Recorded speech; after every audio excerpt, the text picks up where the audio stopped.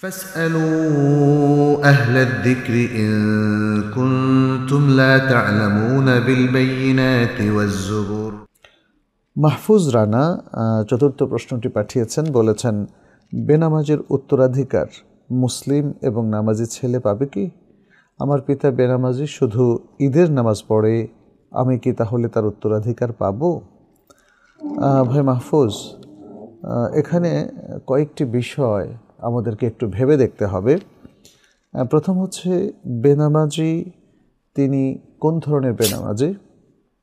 যদি তিনি এমনটা হন যে তিনি নামাজের ফরজিয়তে স্বীকার করেন না এবং সেই কারণে তিনি নামাজও পড়েন না, তাহলে বিল ইত্তেফাক সকল উলামায়ে কেরাম বলেছেন না, এটা বড় কুফরি।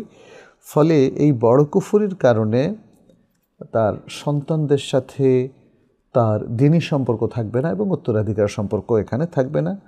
সন্তান থেকে তিনি উত্তরাধিকার পাবেন না এবং সন্তানরাও তার থেকে পাবে না। কিন্তু যদি তিনি অলসতাবশত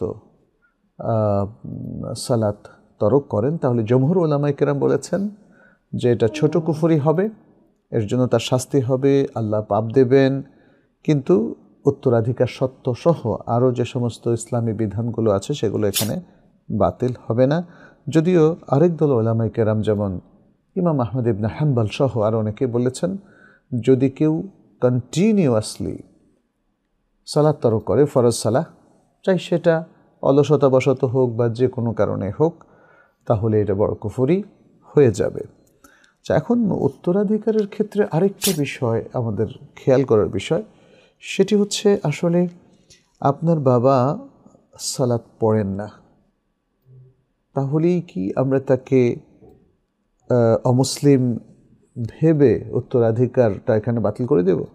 আমার মনে হয় এখানে আরেকটু গবেষণার প্রয়োজন আছে এবং বাবাকে বলারও প্রয়োজন আছে কেন তিনি সালাত পড়েন না।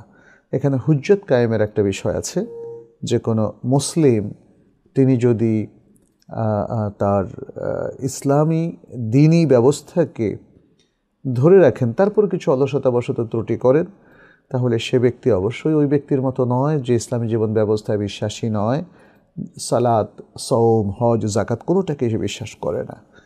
সুতরাং এর মধ্যে একটু পার্থক্য করতে হবে। একজন বাবা বা মা তিনি যদি সালাতে অনিয়মিত থাকেন, তাহলে তাকে অমুসলিম বলে সাথে সাথে উত্তরাধিকার বাতিল করা এটা উচিত হবে না।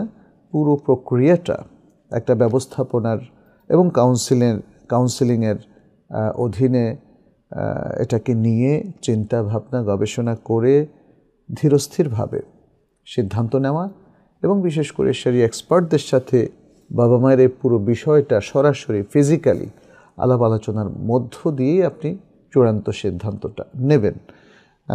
এখানে আমরা সবটাই ভেঙে বলেছি। এখান থেকে আপনি একটা বুঝ নিয়ে নিজের মতো আমল না করাটাই উত্তম বলে আমি মনে করি, বরং আপনি সরাসরি স্কলারদের সাথে বসে এর সমাধানটা করবেন।